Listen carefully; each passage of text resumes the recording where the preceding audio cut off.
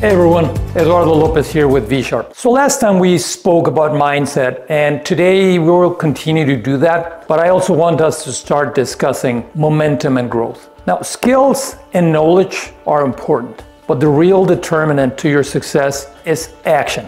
How many times have you seen, say, a basketball player go close to the hoop because he or she needed to take that shot, and just by looking at their faces, just by seeing the look in their eyes, you knew they were going to fail. They looked insecure, they looked full of fear, like they couldn't do it, and sure enough, they missed. And it's because they went into it half knowing that they could fail, and they failed. That's the importance of the mindset and of the visualization. If you go into it full of fear, you're gonna fail. Those results are gonna reinforce your belief, and then that belief is gonna determine the next time around you take action, and you see a vicious circle appearing, right? Now, in order to do your best, you have to really visualize. By the way, links to those videos are in the description below. So we said visualization's important. Close your eyes, you have to see it, you have to believe it. If you visualize and you know that you're going to be successful, you're going to take that shot because you in your mind are convinced that you can get that ball into the hoop. It's going to happen because you know that you can do it. When you see that result feeds into your beliefs that again determine how successful your next action is going to be.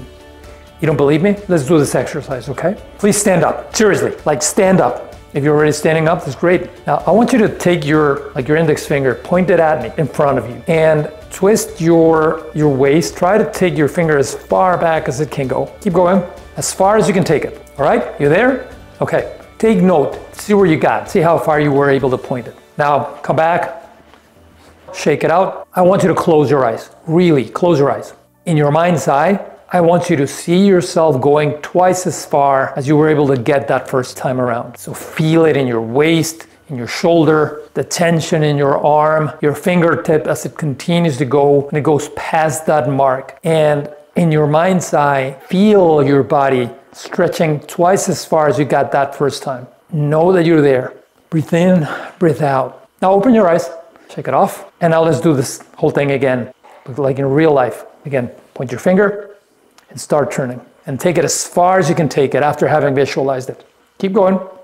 So how far did you get? I'm willing to bet that you got a lot further than in your first try, right? I'm almost willing to bet money. I'm pretty sure I would win. And this is because in your mind's eye, you had done it. And you went into the second try knowing that you could get twice as far as you got the first time. And you got a lot farther. And this is an exercise that one facilitator had us do many years back in my previous life. And I always thought that was super telling about how your mind limits or bolsters whatever you're trying to achieve. Think about your objectives. You have to convince yourself, you're the one you need to convince, that you can do it, that you have done it, that you've been successful. You have to feel it, you have to know it.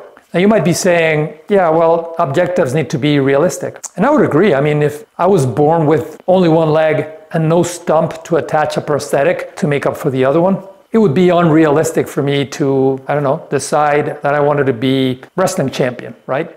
That's exactly what Anthony Robles did. Anthony Robles is this kid from Mesa, Arizona. He was born without a leg to attach the prosthetic to. And the only thing he had going for him was his belief in his capabilities. His mom told him, do not let what you cannot do define what you can do. When he was in primary school, he said, well, I cannot win a race, but I can surely win a push-up contest. And he became the holder of the record for the most push-ups in 6th grade. Going into high school in his freshman year, which is first year, he decided to enter the wrestling competition. The coach advised him against it, and still he entered. And he was last place. You would say, yeah, expectedly, right? No surprise there. He was actually the 6th in the whole state of Arizona. That's a pretty big achievement, from placing last in his first year to becoming 6th in the whole state. And he actually won 2 state championships with a record of 96 wins and 0 losses. Take that in. Second year, no leg, champion twice, didn't lose once, and he won 96 times. In his third year, he became the national champion.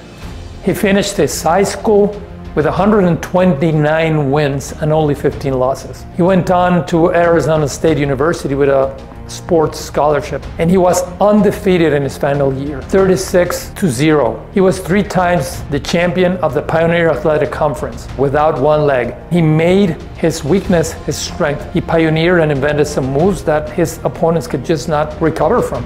And he kept pinning them down to the ground. And that's how he became the undefeated champion that last year. And this is what really marked me from what he said. I don't care what's probable. Through blood, sweat, and tears, I am unstoppable.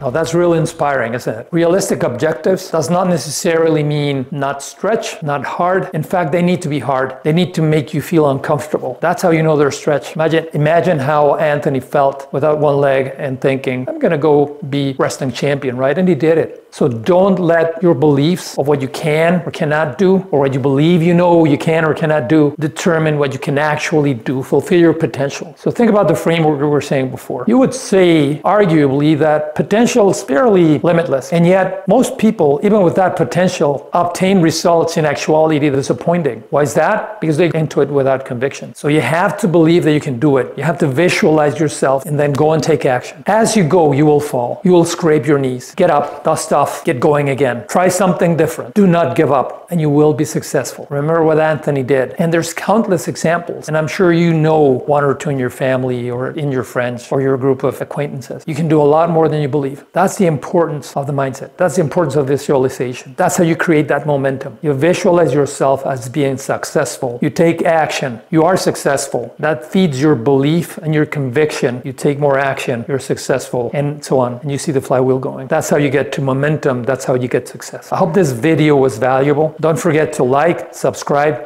and share. I'll see you here next time. And remember, be better, be smart, be sharp. I'll see you next time.